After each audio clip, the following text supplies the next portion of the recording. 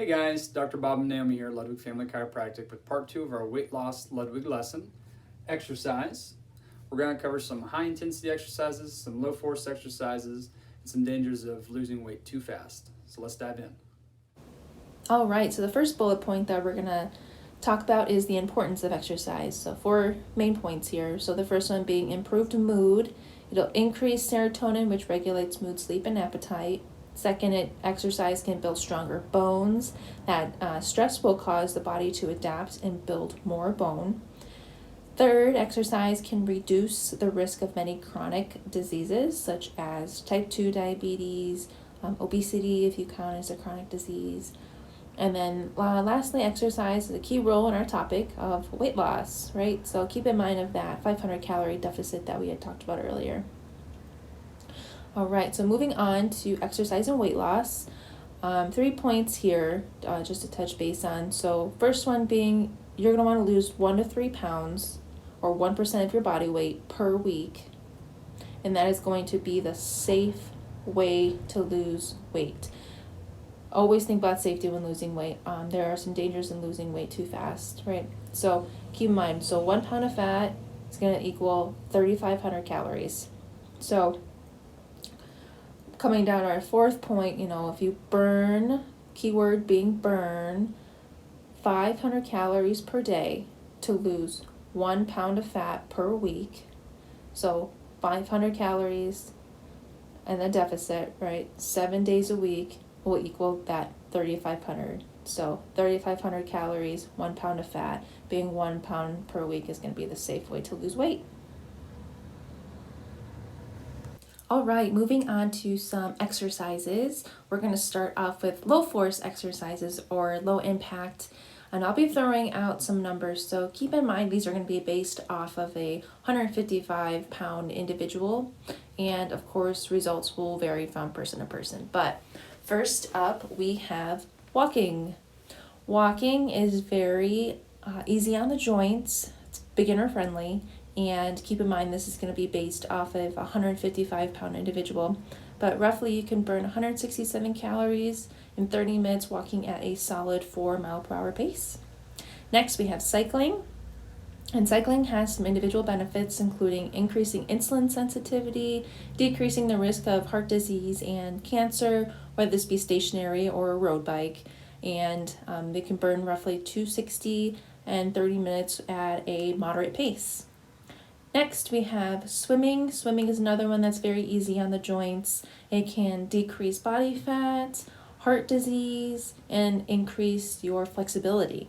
And the numbers below are going to vary depending on the style. So 233 for regular swimming, 409 for butterfly, and 372 for treading water.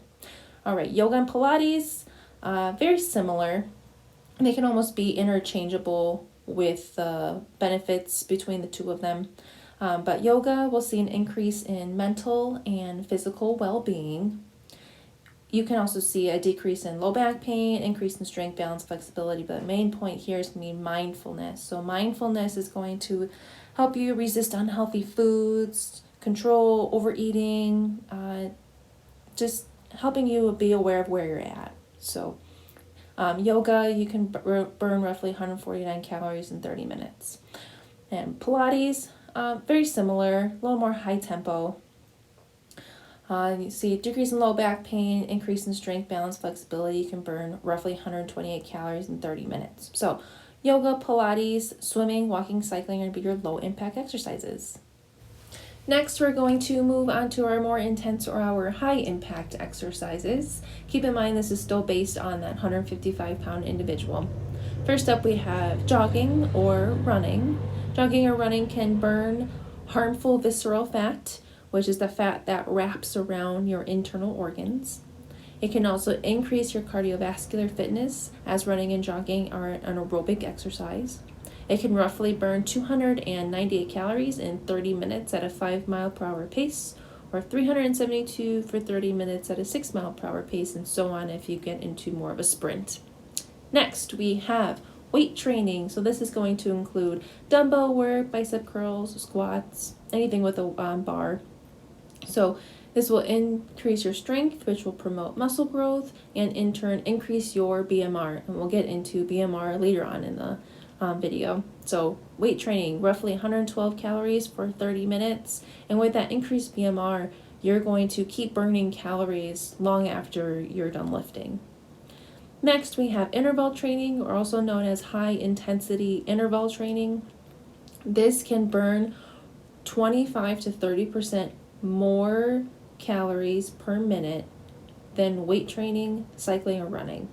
So what it is short bursts of intense exercise followed by rest. So jumping rope for 1 minute, rest for 30 seconds, repeat for 10 to 30 minutes. So you're burning calories with your exercise, you're burning calories resting, you're burning calories, bringing it back up to that exercise, and then in turn kind of repeat that whole process. So interval training, of course, weight training, jogging, running are going to be your high impact exercises.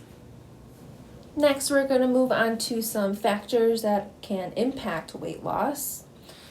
First up, we have your starting weight. If you weigh more, you have the potential to lose more, okay? As we get older, especially if you stop exercising, you're going to have more fat mass than muscle mass. Biologically, females have more fat mass than males, and that kind of goes into childbearing. Diet comes at 500 calorie deficit. If you're burning only 500 calories and have a 6,000 calorie diet, it's not going to work. A decrease in sleep has a big impact on weight loss. Sleep is kind of that sleeping giant, pun intended, when it comes to weight loss. So a decrease in sleep is going to dull the frontal lobe and then alters decision making. And with that, it'll rev up the brain's reward system, which can increase cravings, sugar, comfort food, and it's kind of like that vicious cycle, right? Decrease in sleep can cause a cortisol spike, which is a stress hormone. It can decrease insulin sensitivity. And in turn, it can also increase ghrelin, which is a hunger hormone. So decrease in sleep, you're going to be more hungry. And then decrease your leptin hormone, which is your satiety hormone.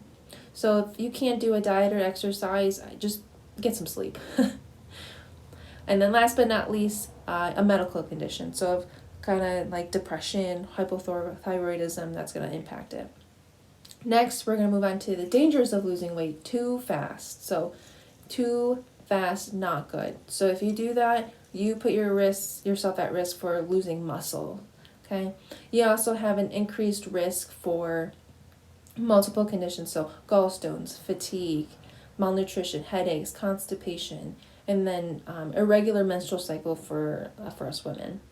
And then in turn too, if you lose it and then all of a sudden you stop whatever you're doing, you are more prone to regaining it. So it is good to follow that formula of 1 to 3 pounds per week. That is the safe way to go about losing weight. 1 to 3 pounds per week, okay? When you're talking weight loss, the best thing to do is stay safe.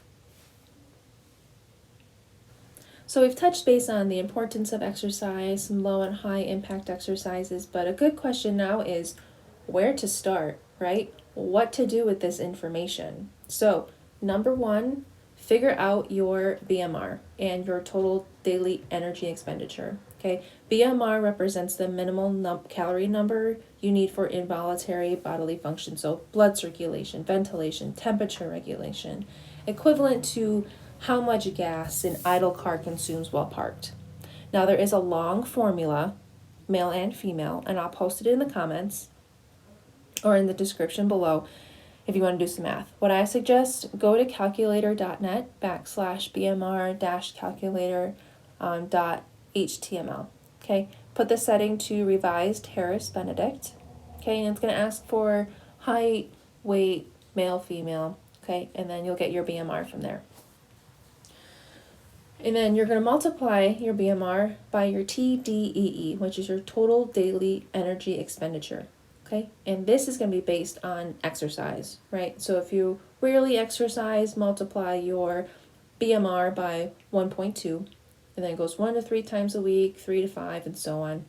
The last one is if you exercise daily plus have a physical job, or if you are the type of person that works out twice a day, and so on. You multiply that one by 1.9.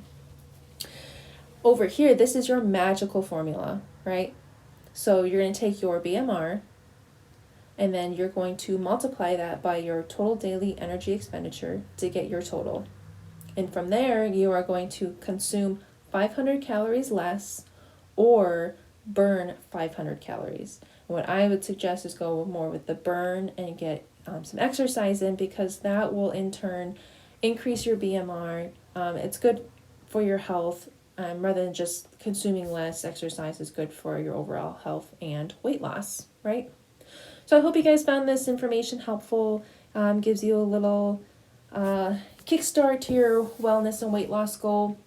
If you have any questions, please reach out, info@ludwigfamilychiropractic.com, or give us a call, 620-257-2040. Thanks, guys.